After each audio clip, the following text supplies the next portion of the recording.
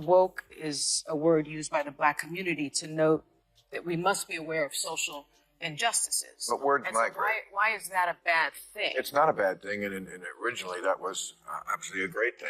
Alert to injustice. Who's not for that? But words do migrate. At all concerned about the fact that the International Criminal Court just today issued a subpoena for Bibi Netanyahu? Well, that's ridiculous. Why does a single debate often spark such a frenzy? Bill Maher, notorious for his unapologetic, no-holds-barred commentary, made a high-profile appearance on The View. But what transpired wasn't just another typical TV segment. It became a full-blown clash, one that laid bare the deep divides in how America approaches politics, culture, and identity. Maher, armed with his signature sharp wit and straightforward style, squared off against Sunny Hostin and the rest of the panel over some of the most contentious issues of the moment: Trump voters, the concept of wokeness, and societal accountability. What made this moment stand out wasn't just the heated exchange of words, but how Maher's arguments, blunt, direct, and provocative, challenged the assumptions of everyone in the room, sparking reactions that reverberated well beyond the set of The View. So what was it about this debate that made it such a cultural flashpoint? Why do confrontations like this tend to dominate the conversation for weeks on end? The answer lies not just in the personalities at odds, but in the deeper ideological chasm they represent, one that is shaping the way we navigate America's current social and political landscape. Let's rewind to the beginning of this volatile moment. The tension in the air wasn't coincidental. The View has long been known for its passionate, often fiery debates, but this particular episode felt like a powder keg primed for an explosion. Bill Maher, a figure famous for his blunt, take-no-prisoners commentary, walked into a space where emotions are always at a boiling point and opinions clash loudly. What happened next was a reminder of how deeply polarized the American conversation has become, and how, even in a studio setting, these ideological battles play out with real-world consequences.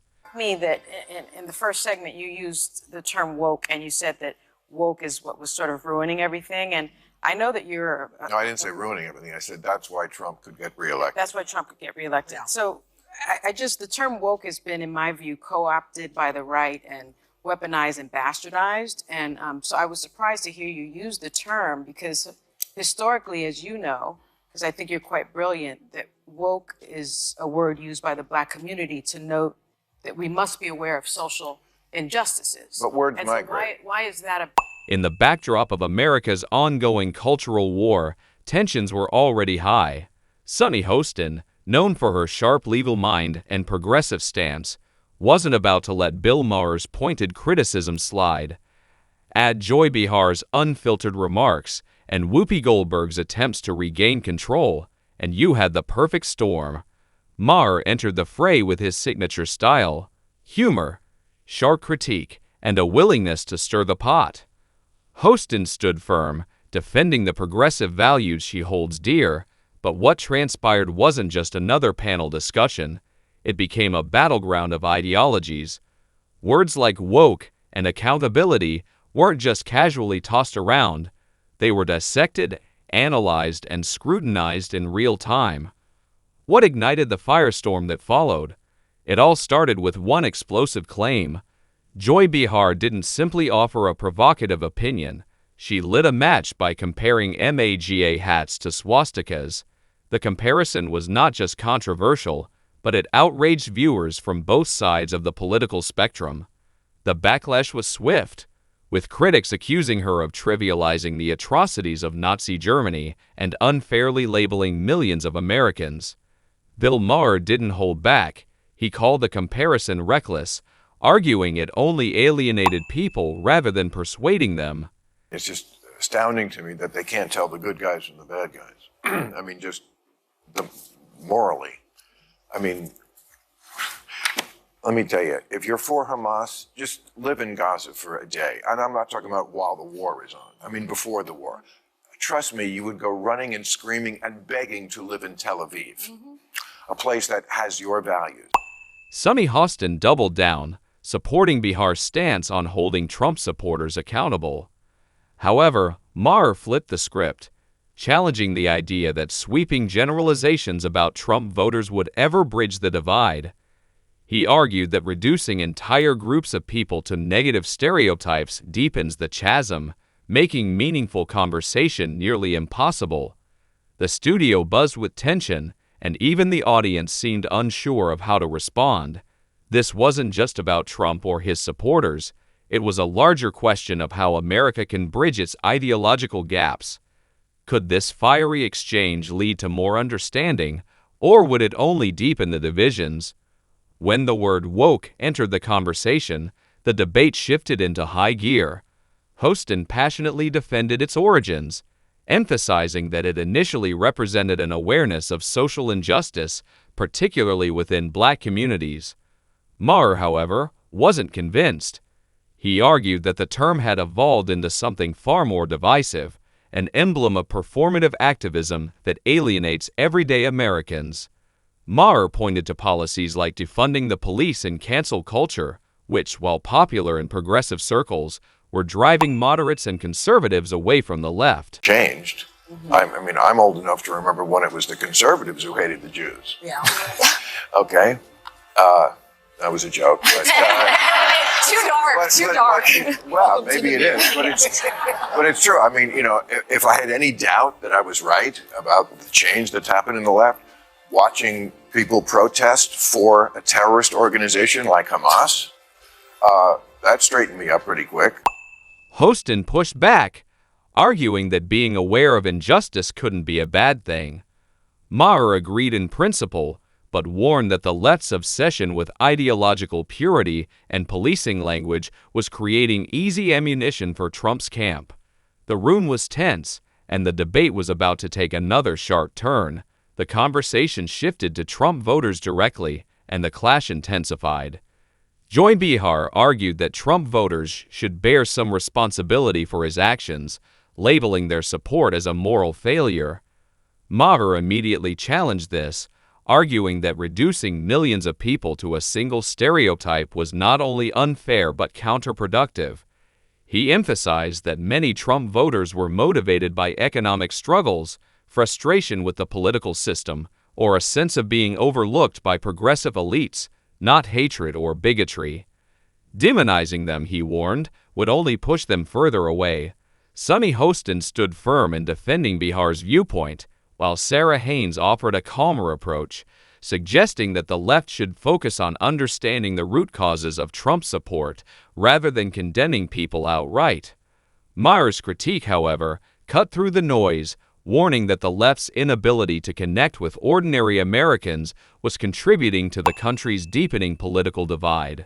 I mean, women have no, I mean, this is a show watched by a lot of women. Women have no rights in this place, and a lot of majority Muslim countries around the world. I mean, there is no equal rights as far as speech, dress, opportunities for education, reproductive rights, freedom from sexual violence, freedom from sexual harassment. The LGBTQ community. Yes. That too. But you throw around the term apartheid. There is a gender apartheid in a lot of the world, where women are second-class citizens, at best. The conversation then pivoted to the Israel-Hamas conflict, where tensions in the room took on a new tone. Bill Maher didn't mince words when criticizing protests he perceived as supporting Hamas, labeling the group a terrorist organization. He made it clear that Israel had the right to defend itself against such aggression, framing the conflict as a fight for survival. Hostin countered, raising concerns about the humanitarian crisis in Gaza, particularly the innocent lives being lost, especially among women and children. Maher acknowledged the tragedy but stood firm in his position, arguing that Hamas's violent actions left Israel with no choice but to act in self-defense. The clash became a defining moment in the debate, with Maher's bluntness drawing both applause and criticism, while Hostin's emotional plea underscored the complexity of the issue. By the end of the segment, it was clear this wasn't just a debate about Israel or Gaza. It was about confronting the gray areas in global conflicts and the complexities of foreign policy.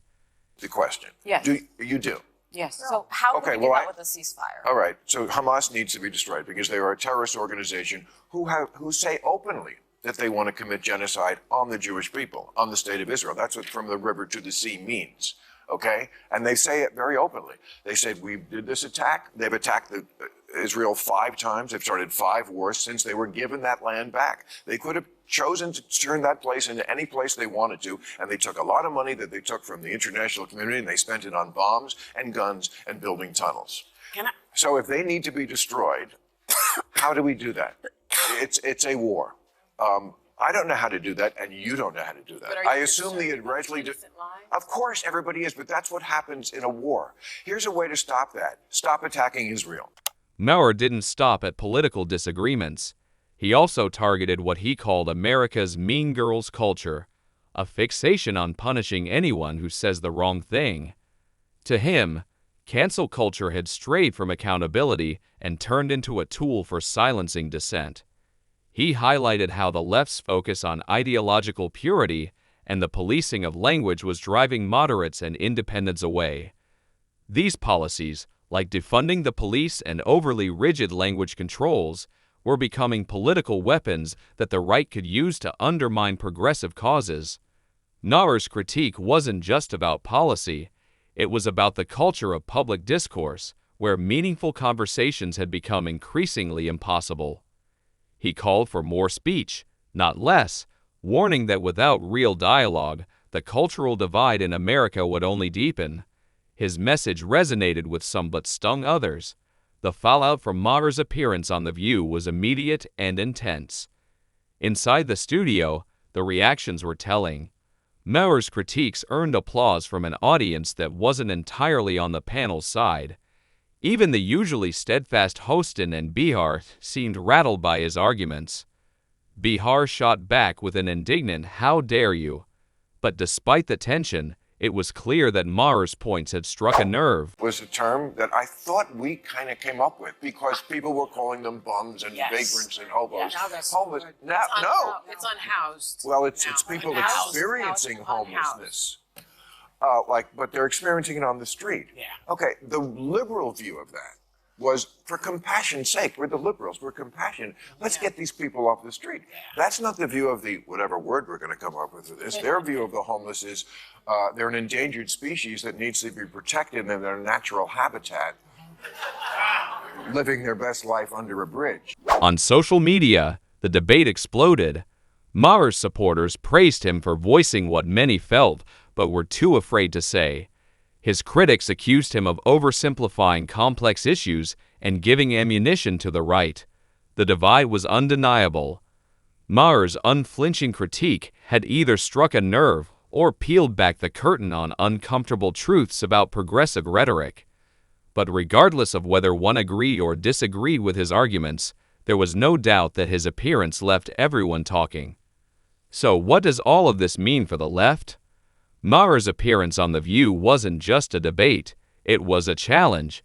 His message was clear: stop alienating voters with rigid ideological purity and performative activism.